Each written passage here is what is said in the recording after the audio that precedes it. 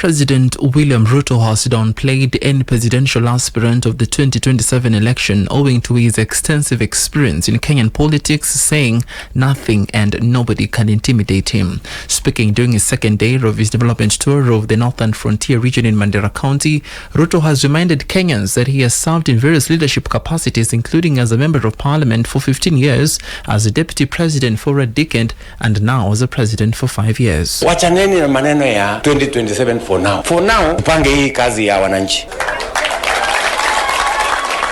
That is my mission. Kumalizana na transformation ya Kenya ambayo imechelewa. Hii transformation ya Kenya imecheleweshwa na uongozi. The problem is not the citizens of Kenya. The problem is the leadership. Na kwa sababu kiongozi badala ya kwenda kuongoza, anaenda kutafuta kura. How can you look for votes forever? The president has criticized politicians who focus on electioneering rather than leadership, asserting that his current priority is fulfilling his mandate as president rather than engaging in premature succession politics. Ati sijui 2027, sijui mambo ya kura. Sasa mimi niwaulize nyinyi watu wa Mandera. Mimi nimekuwa mjumbe miaka 15. Mimi nimekuwa naibu ya rais miaka 10. Ndio huyu mimi ni rais miaka itakuwa 5. Sasa mtu atanitisha na kitu gani? What is it that I have not become? Tunaelewana? So hii mambo yako sijui nini na kwanza hata shida ya wale wananitisha ni mtu ambaye hajawahi kuwa rais, ajui hata vile ya kukuwa rais inakuanga namna gani. The president is expected to launch a number of development projects in the region this afternoon. Pearl Newsbeat. Meanwhile, Vihiga Women Representative Beatrice Adagala has rejected Deputy President Rigathi Gachagua's claims that 30% allocation for Western Kenya has not been fulfilled due to a lack of support for President William Ruto. Speaking at a women's group reservation event, Adagala refuted Gachagua's accusations, calling them false. She also criticized the exclusion of Vihiga County from parliamentary committees, attributing it to the region's lack of support for the ruling party. She emphasized that their promised allocation should be honored regardless of political allegiance. Her remarks reflect growing frustration in Western Kenya over unfulfilled promises from the government. Leo nilikuwa nikimsikiza asubuhi kwa radio akisema kwamba 30% yenye Musalia na Wetangula wa sign hao ndio wamekataa kuuliza rais apeane. Huyo mtu ni muongo namba 1. Amesema uongo na yeye anasema yeye anakuanga mtu wa kusema ukweli. Pale amesema yeye ndiye amezuia sisi tupate 30%. Kwanza hata bunge kwa komiti akakataa. Yeye ndiye hatuwezi pata uchao kwa sababu apeana kura. Na nyinyi mtakubali utashinda kikuongelesha mambo apeana kura West. Watu wa Vihiga County taendelea na hiyo mchezo. Mtapeana kura yenu miaka Kenya kwanza. Mtapeana kwa Kenya kwanza. Ile inaongozwa na William Ruto na Musalia. Pearl Newsbeat. And the minority leader of the Senate, Stewart Madzayo, claims that the government owes some senators money after the lawmakers were left to finance their own trips when attending to work-related duties in and out of the region. Madzayo says some senators were left to foot their own travel expenses for trips to Tanzania and abandoned over failure by the state to disburse funds on time. Speaking during the Senate midterm assessment and the planning retreat for the 4th session, Madzayo also cited the substandard conditions the members of the House have been undergoing, calling for urgent and quick reforms within the Parliamentary Service Commission. It's very sad that we note most of our trips that we have done.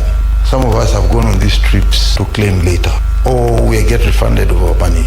And it is very sad also to realize that I've been in this parliament since when we started the Senate in 2013. I've never witnessed a situation where a senator uses his own money to purchase and goes and claims later. We never had this in 2013. We never had this in 2017. But now we are having it here, this session in 2022. And I think it's a very, very bad precedent. The 3-day retreat themed Shaping the Senate's Legacy, Reflections, Strategies and the Path Forward will bring together senators and key stakeholders to evaluate the Senate's performance over the past 3 sessions and strategize for the upcoming 4th session, which officially begins on February 11th. The Speaker of the Senate, Emerson Kingi, has described the session as a pivotal tool to chart the way forward for the realization of devolution. Key crucial bills, including the revenue division bill of 2025, are set to be deliberated during the session. The midterm assessment and planning retreat for the 4th session of the 10th Parliament is not just another gathering. It is an important moment in our legislative journey as senators. Indeed, it is an opportunity to reflect, strategize, and chart the path forward. Today, we stand at the halfway mark of our term, a point where history tells us that legislators either accelerate the impact or fall into inertia. Pearl Newsbeat. And the Kenyatta University Teaching and Referral Hospital has hailed the implementation of the Social Health Authority for the cancer patients. The head of oncology at the hospital, Dr. Ahmed Athman, has noted the swift approval process of the payments, noting that it has improved access to health care to the patients. He has also hailed the progress made with the National Cancer Institute, adding that the mounting of the cancer registry in all centers has enabled quick data collection for cancer statistics in the country. This has urged for frequent screening for early detection of cancer to avert any complicated situations. Cancer is the third leading cause of death in the country and a major public health concern, as most common cancers in the country are breast, cervical, prostate, esophageal and colorectal.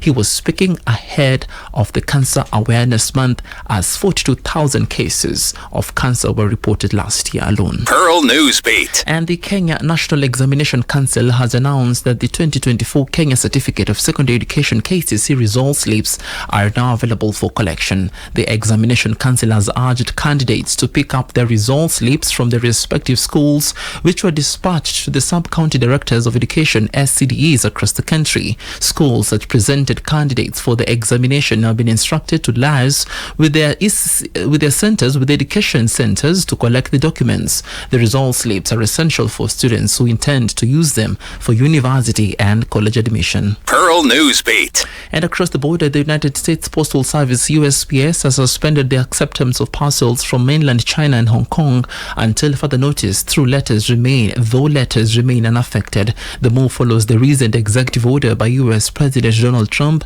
imposing a 10% tariff on all Chinese imports and eliminating a tax exemption for goods valued at $800 or less. The decision is expected to significantly impact Chinese e-commerce platforms like Shein and Temu, which rely on direct shipments to American consumers. In retaliation, China has announced tariffs on certain US imports, including coal, liquefied natural gas, crude oil, and automobiles, effective February 10th. Pearl Radio, the home of fresh and classic hits.